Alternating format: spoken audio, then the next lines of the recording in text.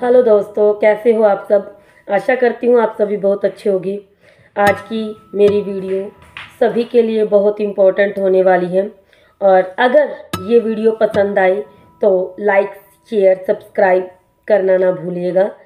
और देखो, मेरी जो ये वीडियो है ये एक बच्चे का फ्यूचर बनाने के लिए है। जैसे हम एक बच्चे को नर्सरी से लेकर +2 तक उसका भविष्य बनाने में लगे होते हैं, तो हम सोचते हैं कि बच्चा 9th क्लास में आकर ये करे या 10th में आकर ये करे, 7th में आकर ये करें।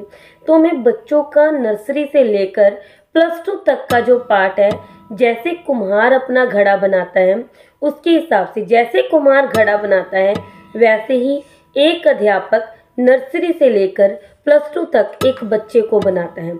वो कैसे? इस तरह से देखो, नर्सरी से लेकर जो 4th क्लास तक की एज होती है, नर्सरी से लेकर जो 4th क्लास तक का बच्चा होता है वो इस तरह होता है जैसे एक कुम्हार ने एक मिट्टी को घड़े की शेप देनी होती है। कच्ची मिट्टी होती है और वो उसे बड़े प्यार से आराम से थपथपाता है। अगर कहीं ज़्यादा चोट लग जाए तो वो घड़ा सही नहीं बनेगा। ऐसे ही नर्सरी से लेकर 4th क्लास तक जो बच्चों के इमोशन होते हैं वो बहुत बहुत वीक होते हैं।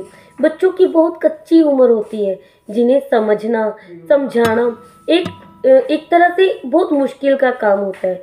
तो एक अध्यापक को चाहिए कि बड़े ध्यान से बच्चे को किस तरह से समझाना है, उसे थपथपा कर कैसे समझाना है वैसे समझाया जाए। और अब जो सेकंड स्टेज है, जैसे कुम्हार अपने बने हुए घड़े को आवी पे तपाता है। अब देखो, अगर आवी ज़्यादा गर्म हो, आवी में घड़ा ज़्यादा पक जाए तो भी खराब हो जाता है, काला हो जाता है, और अगर कम पके तो घड़ा कच्चा रह जाता है। ऐसे ही ये जो सेकंड स्टेज है उस बच्चे की, वो है 5th से लेकर 8th क्लास तक। अब इस क्लास में बच्चे को समझ आ जाती है। हम बच्चों को सही गलत सब कुछ अपने हिसाब से समझा सकते हैं, थोड़ा सा डांट के, थोड़ा आराम से। और हाँ, बच्चों को उसकी गलती का एहसास करवाना भी ज़रूरी होता है और जहाँ पे वो सही है वहाँ पे उसे उसकी प्रेस भी करनी ज़रूरी है।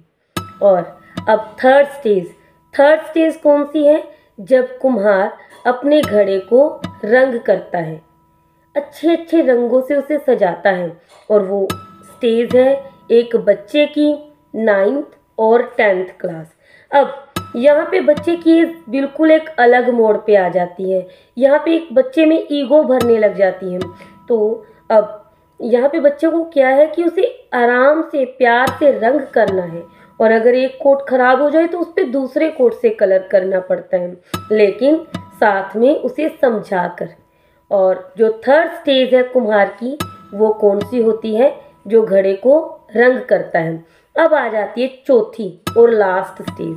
इस स्टेज में कुम्हार अपने रंगे हुए घड़ों को फुल बूटियों से सजाता है।